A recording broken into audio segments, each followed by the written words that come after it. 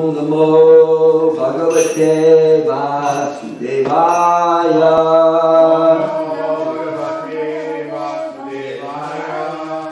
Om Namo Bhagavate Vasudevaya.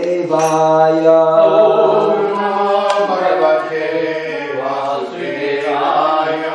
Om Namo Bhagavate Vasudevaya.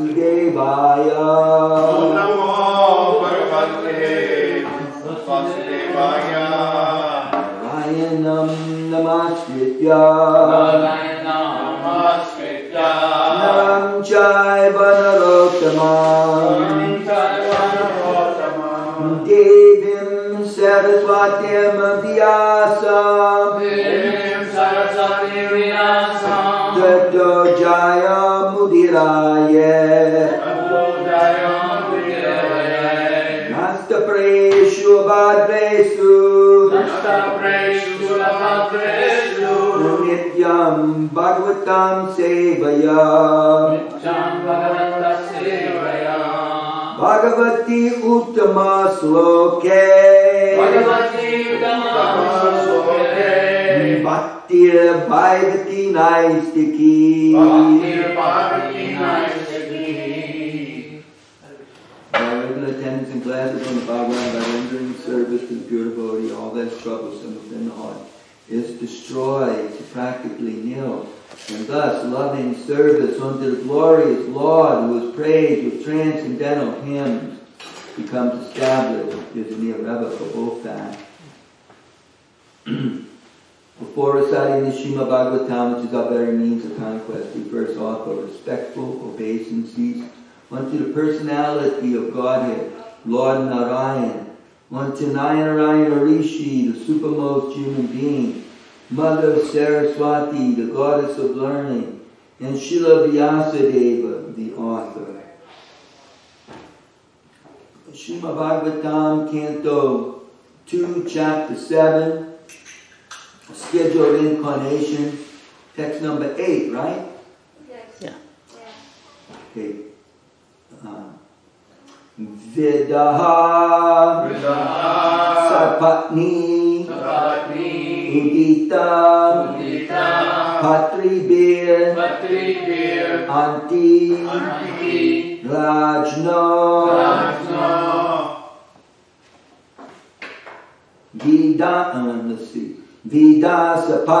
Udita Patribir Anti Rajno Vida Sapatni Udita Patribir Anti Rajno Bala Pi Shan Upagatas Tapase Vanani Bala Pi Shan Upagatas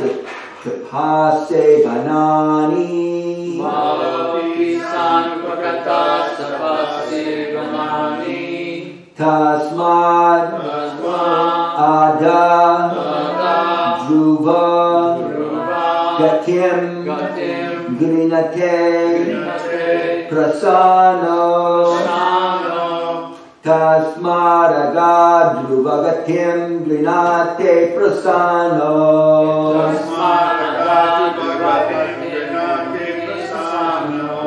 Dvija Stuvanti Munayo Yad Upari Hadastat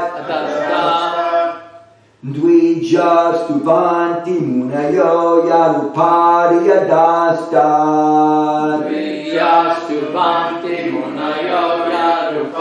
Hadastat Vidasa Patni Udita Patri Tribir Anti Rajno Vidasa Patni Udita Patri Tribir Anti Rajno Balo Pishan Upagatas Tapase Vanani Balo Pishan Upagatas Tapase Vanani Tasmarada Dhruvagatiem Grinate Prashano Tasmarada Dhruvagatiem Grinate Prashano Dvijastuvanti munayo yaduparyadasta. Dvijastuvanti munayo yaduparyadasta. Vidasapatni udita patritri biranti rajno. Vidasapatni udita patritri Balo pishanupagattas tapasevanani. Balo pishanupagattas tapasevanani. Tasmarada druvagatyam grinate prasano. Tasmarada druvagatyam grinate prasano. Dvijastuvanti munayo yara upariyadasta. Dvijastuvanti munayo yara upariyadasta. Dita sapatni udita pratibir antirajno. Dita sapatni udita antirajno. Balo pishan upagatas tapasevanani. Balo pishan upagatas tapasevanani. Tasmaradat druvagatyam grinate prasano. Tasmaradat druvagatyam grinate prasano. Dvijastuvanti munayo yaduparyadasta. Dvijastuvanti munayo yaduparyadasta. Vidasapatni udita patriber antiyagno. Vidasapatni udita patriber antirajno. Balo pisan upagatas tapasevanani. Balo pishan upagatas tapasevanani. Tasmada druvagatim grinate prasano. Tasmada druvagatim grinate prasano. Dvijastuvanti munayo yadupar adashtat. Dvijastuvanti munayo yaduparadastat. Vidyas sapatni udita pratibhir antirajno. Vidyasapatni udita pratibir antirajno. Balo pisan upagatas tapasevanani. Balo pishan upagatas tapasevanani. Tasma adadruva gatim grinate prasanno. Tasmarada druvagatyam grinate prasano. Divyastuvanti munayo yad upari adastat. Dvijastuvanti munayo yaduparyadastat. Vidasapatni udita patribir antirajno. Dvijastuvanti udita patribir antirajno. Balo pisan upagatas tapasevanani. Balo pishan upagatas tapasevanani. Tasmada druvagatim grinate prasanno. Tasmarada druvagatyam grinate prasano. Divyastuvanti munayo yaduparyadastat. Dvijastuvanti munayo yaduparyadastat.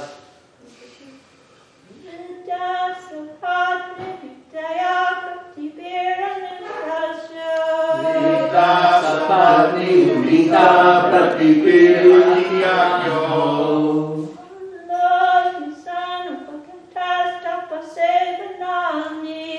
Balo pishan upagatas tapasevanani.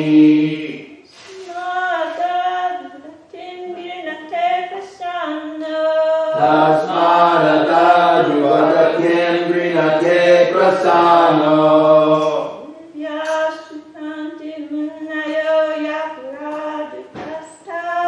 Dvijastubhanti munayo yadutparya dastan. Vidasapati udita pratipiratiyajo.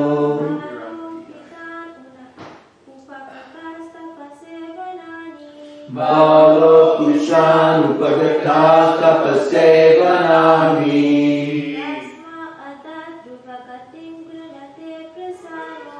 Tasmarada druvagatyam drinate prasano.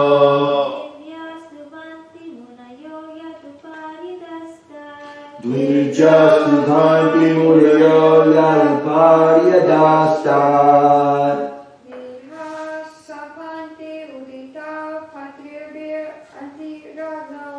Dvijastapati udita patribir antirajno.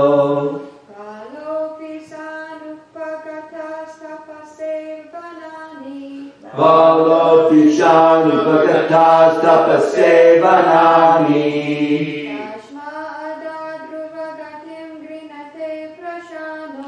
Tasmarada druvagatyam grinate prasano.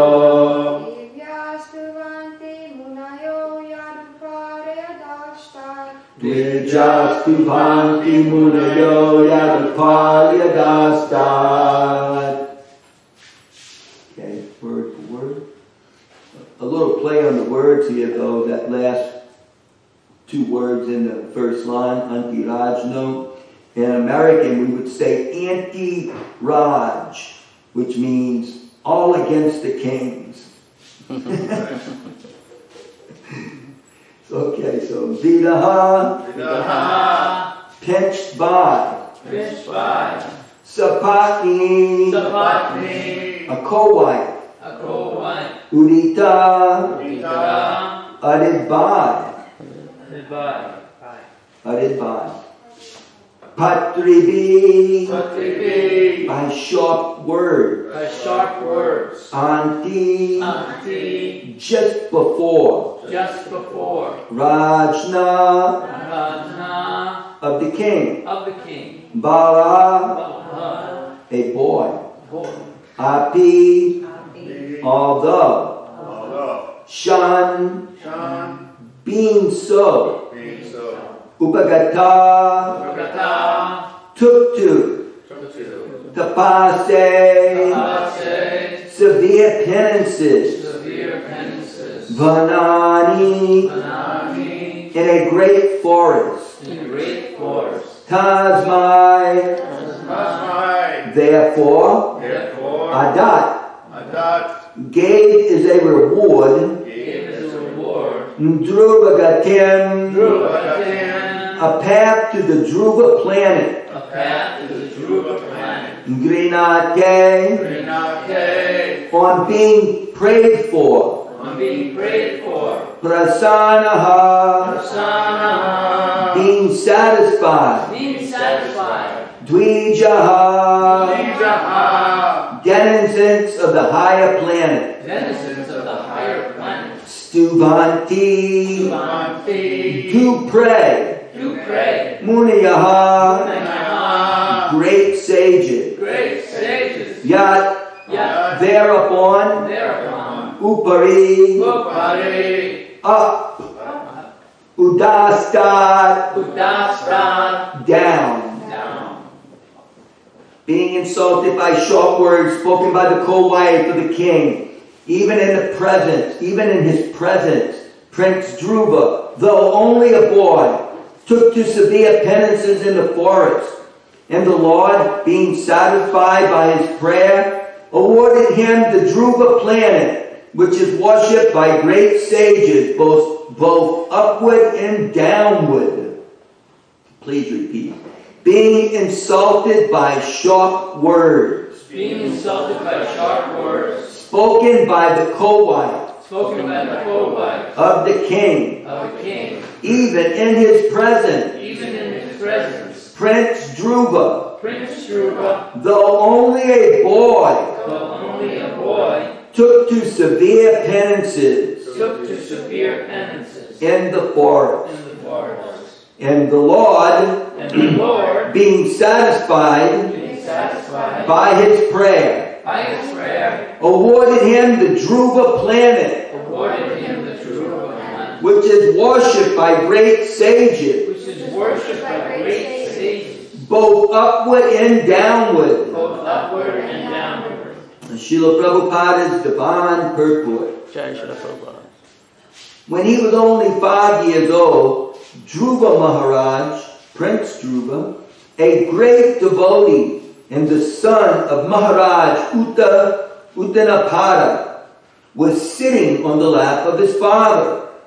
His stepmother did not like the king patting her stepson, so she dragged him out, saying that he could not claim to sit on the lap of the king because he was not born out of her womb. The little boy felt insulted by this act of his stepmother. Nor did his father make any protest, for he was too attached to his second wife. After this incident, Prince Dhruva went to his own mother and complained. His real mother also could not take any step against this insulting behavior, and so she wept. The boy inquired from his mother how he could sit on the royal throne of his father. And the poor queen replied that only the Lord could help him. The boy inquired where the Lord could be seen. And the queen replied that it is said that the Lord is sometimes seen by great sages in the dense forest. The child prince decided to go into the forest to perform severe penances in order to achieve his objective. Prince Dhruva performed a stringent type of penance under the instruction of his spiritual master, Sri Narada Muni, who was specifically deputed for this purpose by the personality of Godhead. Prince Dhruva was initiated by Narada into chanting the hymn composed of 18 letters. Om Namo Bhagavate Vasudevaya. And Lord Vasudeva incarnated himself as Prishnigarbha, the personality of Godhead with 4 hands, and awarded the prince a Pacific planet above the 7 stars. Prince Dhruva, after achieving success in his undertakings, saw the Lord face to face, and he was satisfied that all his needs were fulfilled. The planet awarded to Prince Dhruva Maharaj is a fixed Vaikuntha planet, installed in the material atmosphere by the will of the Supreme Lord Vasudeva. This planet, although within the material world, will not be annihilated at the time of devastation, but will remain fixed in its place. And because it is a Vaikuntha planet, never to be annihilated, it is worshipped even by the denizens of the 7 stars, situated below the Dhruva planet, as well as by the planets which are even above the Dhruva planet. Maharaj Bhrigu's planet is situated above the Dhruva planet. So, the Lord incarnated himself as Prishnigarbha, just to satisfy a pure devotee of the Lord.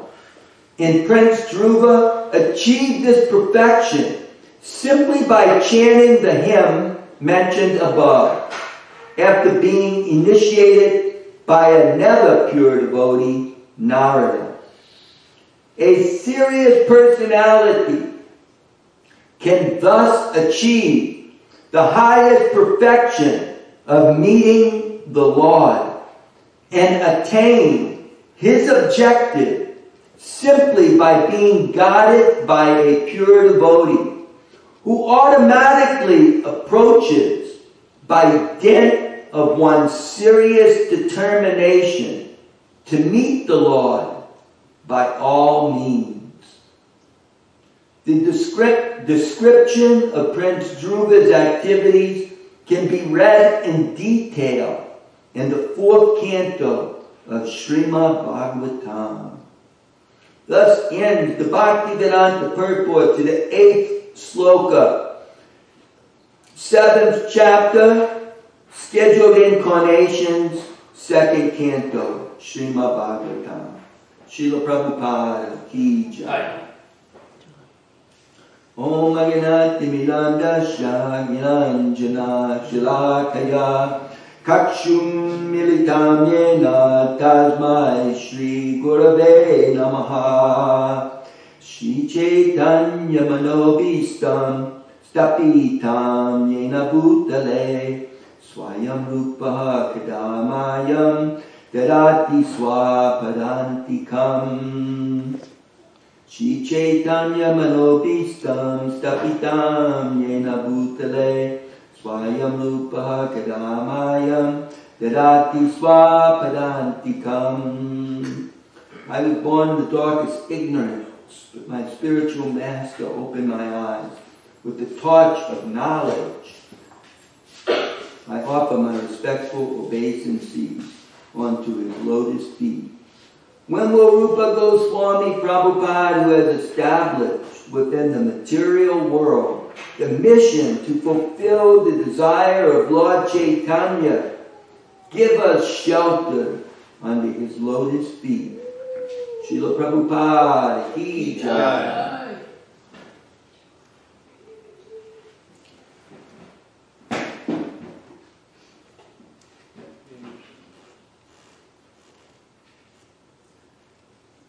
So sometimes people come to devotional service because of something material. In fact, it's generally the fact, isn't it? Even Krishna says in Bhagavad Gita that 4 types of people approach him. Those who are in material distress, those who are in material need, those who are inquisitive, and those who are actually seeking knowledge of the absolute truth. So, out of those, we could say definitely those who are suffering from material distress and those who are in need of some finances, they certainly have some material quest. And then those who are inquisitive, well, they may be inquisitive about the truth. But, so they're inquisitive. That means they don't really know it, or they may have a hint, but in seeking the truth, you're going to get all kinds of answers. So, a lot of material answers. And then those who are searching for knowledge of the absolute truth, now they may be a bit more advanced in the sense that, they don't have a material motive. They're looking simply for knowledge of the absolute truth. Here we find that Dhruva had some material need. We can't say that it was exactly money, but it was certainly worldly position for power. I mean, after all, he was a Kshatriya, so power means a lot to him.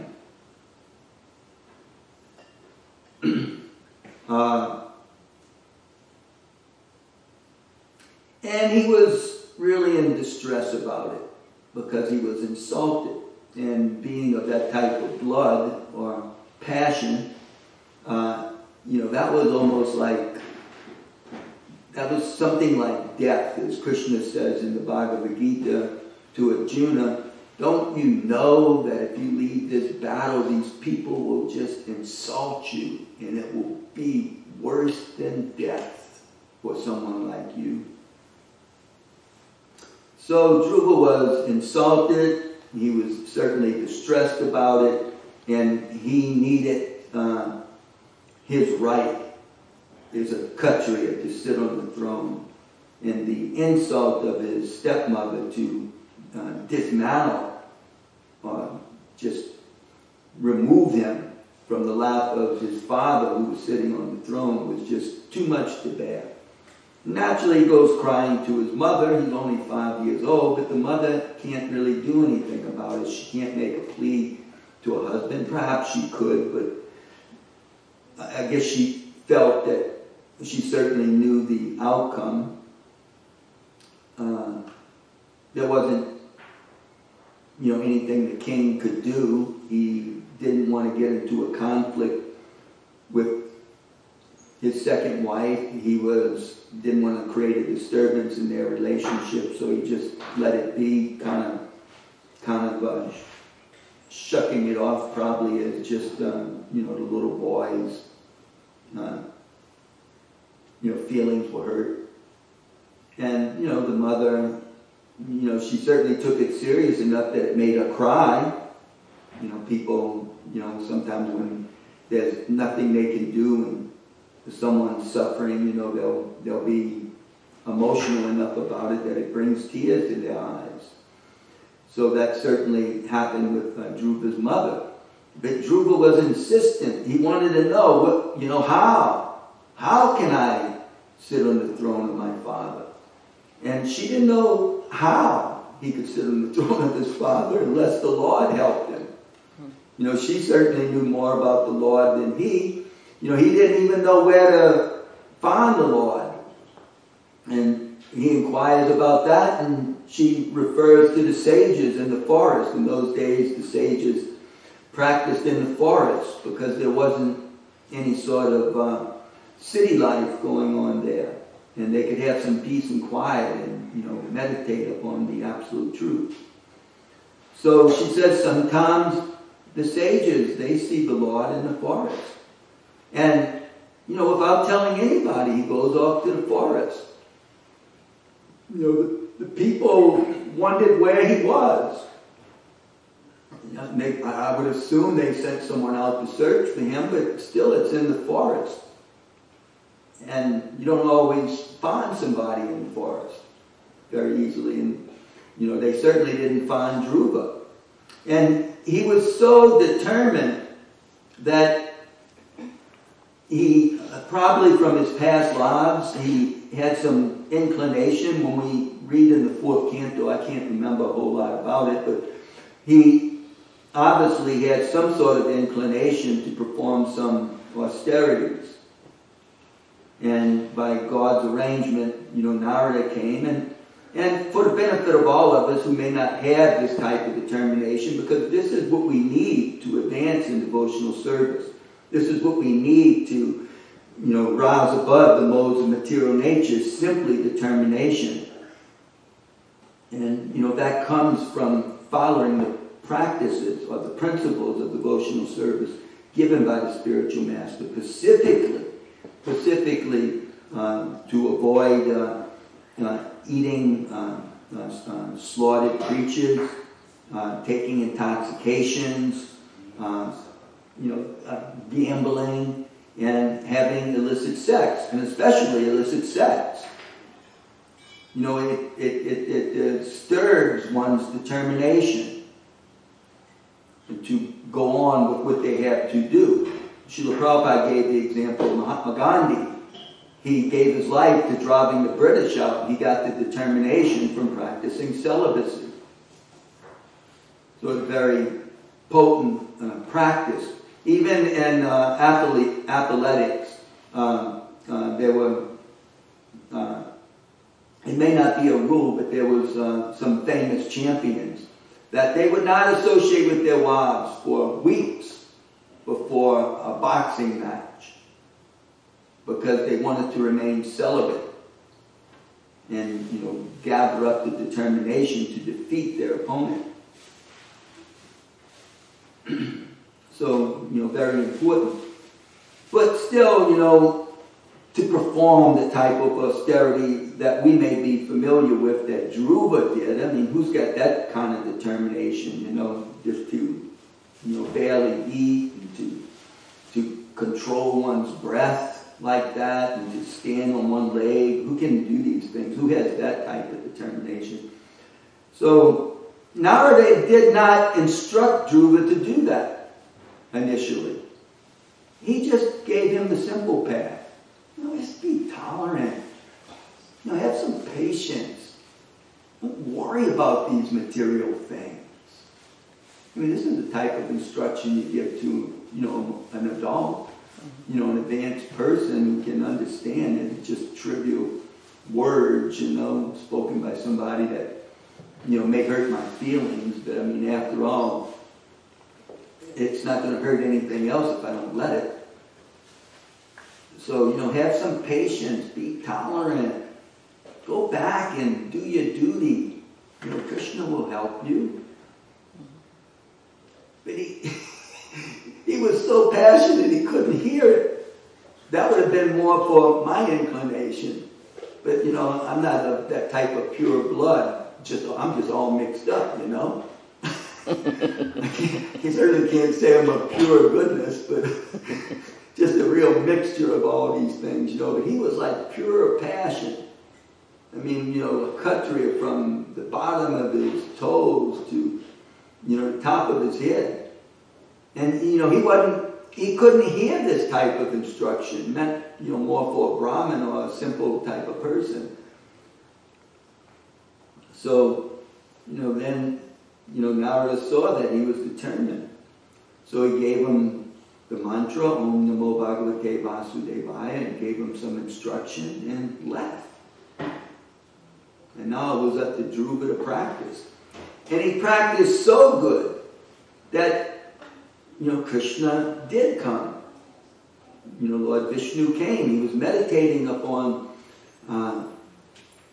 Paramatma within the heart. And, you know, his meditation was strong to the extent that it was, you know, unbroken. There was nothing else bothering him.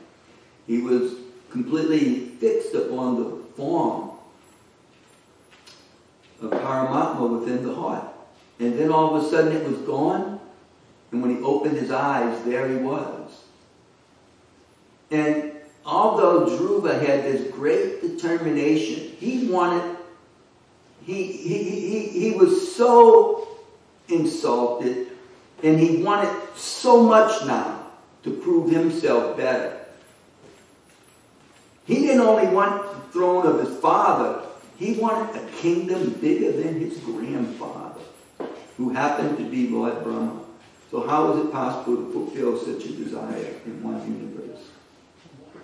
A kingdom bigger than Brahma? Brahma is already the universal controller. It's his kingdom. So that's what he wanted. Now Vishnu is there. And seeing Vishnu, meditating upon him in the heart, you know, chanting his name, Dhruva became so purified that he was completely embarrassed and shamed. He felt like what I wanted, I thought was dominance, but actually it was nothing but like broken glass. He says, I don't want anything now that I have achieved you. I mean, just think about it. You want a kingdom so that you can rule, and you're like the Lord. You know, everybody's offering obeisances, and they're all singing songs, and when you walk, they're throwing flowers, and, you know, and everybody's catering to you, and armies move just by the snap of your finger. You know, people bring you money, they pay taxes, they're feeding you the best of the best. All the ladies want to be your princess. That looked like broken glass to him. Now, he had a relationship with Vishnu. Just tell me what to do. I am your servant. I am your servant. I am not the Lord. I'm your servant. Tell me what to do. What are we going to do? We're going to do this together. tell me what to do. I can't do anything without you, but I am your servant. Just tell me. But, Vishnu wouldn't have anything to do with it. No, no, no, no. You wanted something. Don't worry. You'll do this for me. He said, you'll go back and you'll rule the kingdom for thousands of years. But along with that comes a duty. It's not all this people serving you and you snapping your fingers. No. You have to make everyone Krishna conscious. That's the ultimate duty of a Vaishnava Kshatriya king. That everyone has to be properly engaged in Krishna's service. From the lowest to the highest. It's his responsibility. The Brahmins have to be properly engaged. There can't be something going wrong, in their life that's disturbing the Lord's worship. Or, the teaching of Vedic mantras. And the same with the Vaishyas. They have to be able to perform agricultural duties and mercantile duties and make wealth for the worship of Vishnu and the good of his people. And the Sudras have so much work to do. They have to sing in the temple. They have to do all sorts of artistic things. They have to, build buildings. There's just so much work that they have to do. They're the legs that make it all work, move. And the king's responsible for all this to go on. And if there's some sort of disturbance, something that tries to upset it, some militia or Yavanas come to take it over for its wealth, he has to stand up and fight to his death to protect it. He has to inspire the army, just like the son of Virat, Raj Kumar, the young prince. Maharaj Virat went off to fight with the enemy. And there wasn't many Kshatriyas left in the kingdom. And all of a sudden there was another attack coming from the opposite way by the great Kaurava forces. And the Raj Kumar, he was bragging to all the pretty girls, all the young princes that were there. He's bragging how he could defeat this enemy. But there was no one to drive his chariot. Until Arjuna appeared in the form of the eunuch, Brihanala. He came as Brihanala. Oh, don't worry, I'll drive the chariot. And everybody laughed. He said, oh, I've driven many chariots. I drove all kinds of chariots. I know how to drive the chariot. And he pressured the prince. He pressured him into, now, don't worry, don't have any fear, I'll drive the chariot. You just get your weapons and we'll go save the cows that are being stolen by the Kauravas. And that's the duty of a Kshatriya. And how could he back up now? He had just been bragging and all the girls were there. So he had to go. Of course, the Kauravas laughed at him. Here's this eunuch driving this young boy. But when he saw them, that whole spirit, that whole Kshatriya spirit just melted away. It was like looking not only into the face of death, but it was like looking into the face of your master. He saw all of these powerful Kshatriyas, from Bhishma to Drona, and he's looking at himself. It's like humiliating. What am I going to do against these guys? This is ridiculous, Get me out of here right now. Let them take the cows. This is like, it's going to be, my infamy to go out there. They're just going to laugh at me. They're going to shoot some arrows and probably, all around me and put me in jail and then taunt me and torment me. And, my father's going to be embarrassed. And here I am with this eunuch here. Get me out of here, please. But that's, when Arjuna, who is a real mature Kshatriya, not just a boy, fully experienced and certainly not afraid, even of all the Kaurava forces, took over.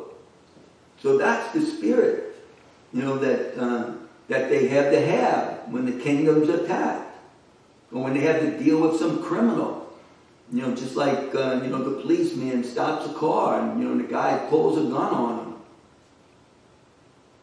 You know, so they had to have that, you know, that fighting spirit.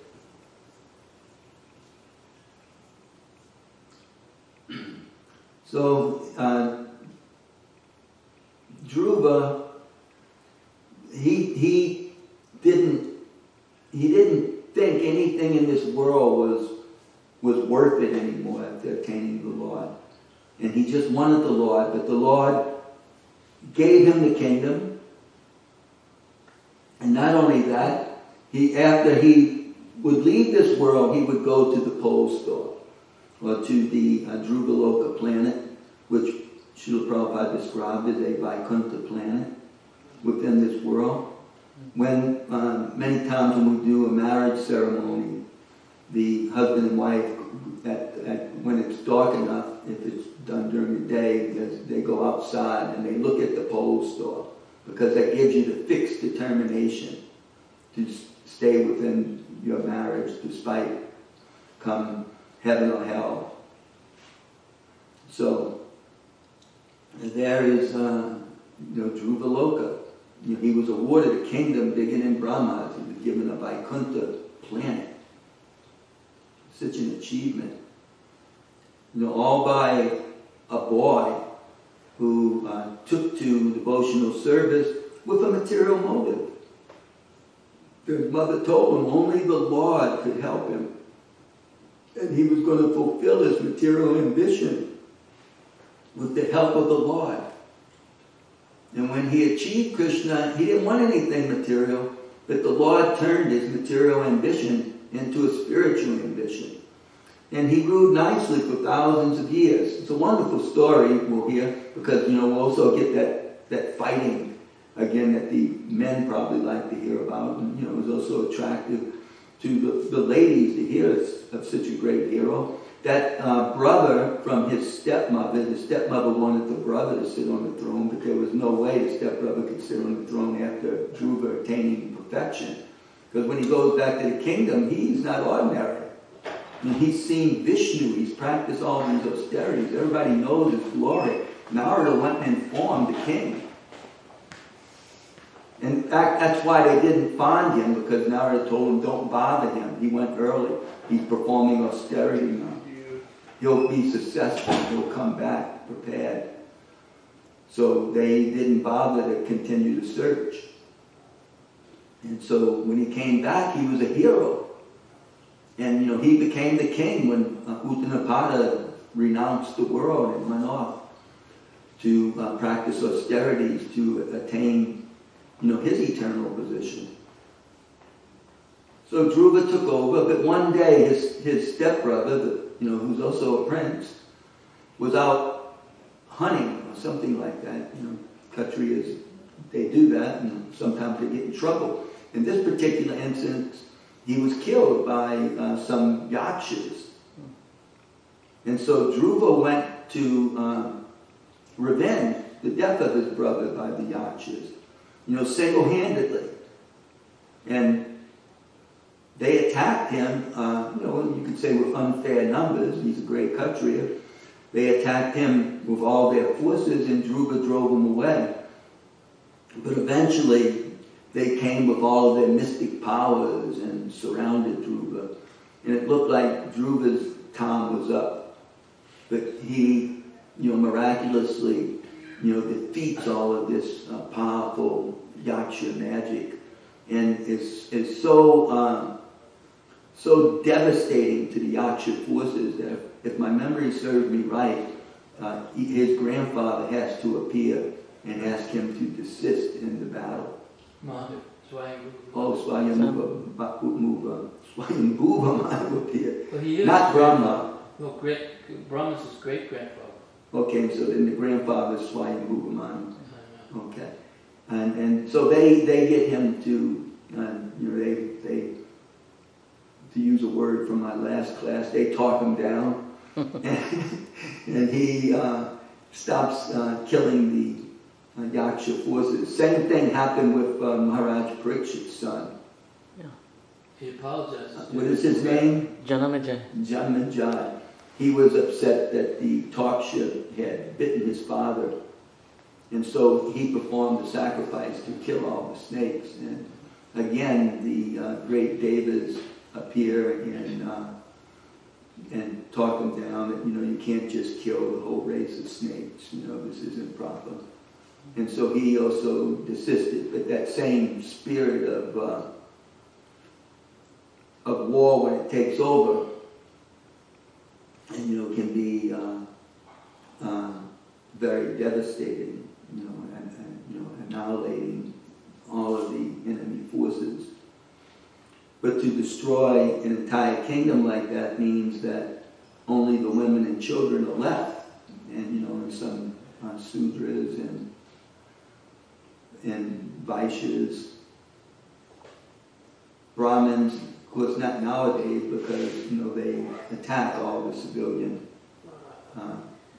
habitats, because the enemy is hiding amongst them. Previously, the forces would only engage the armies, and the domestic civilian areas were all left intact, and all the people left intact, and simply the government would change. But unfortunately, it's not like that. So, it's almost 8:30. Any comment or question? Mother Krishna? When you're talking about Dhruva Maharaj, what came to my mind was that the demigods, you can correct me if I'm wrong, they were feeling much distress because Dhruva was performing such great austerities that the breathing of the universe was getting cut off. And that had Lord Vishnu come to get Dhruva Maharaj to, not do that anymore. And the other thing came to my mind was that when he was trying to offer prayers, and I was positive this was happening with Vishnu touched Dhruva's head with his conch shell to give him that ability to say prayers. And the third thing I was thinking about was how he was after the personal form of the Lord. Like I was reading last night the song, Shiva's song to the Lord, and Lord Shiva was offering prayers, and that he wanted to be like the bhaktas, because the bhaktas are always looking for the personal form of the Lord. And Prabhupada gives that verse that what we sing every day. I worship Govinda, the primary Lord. He's adept on playing on his flute, has blooming eyes like lotus petals. His head is adept with a peacock feather. His beauty is like the color of blue clouds, and his unique loveliness charms millions of cupids. Like he probably explained that other, like the karmis, they're going after the Lord for his order supply, and you have the Gyanis going after the Lord because they want to merge with him. And then the last one was the yogis who want to see Krishna as his partial representation as the super soul. Yeah. That's what I had the realization when I'm chanting and thanking Krishna that I'm able to have this. Prabhupada has given us such a wonderful personal form of the Lord. The picture of Gopal and Bhagavatam. Wow. Nice. Thank you. We'll hear all about it in the 4th canto. Okay, anything else? I'm on time today. Thank you. Prabhupada ki jai.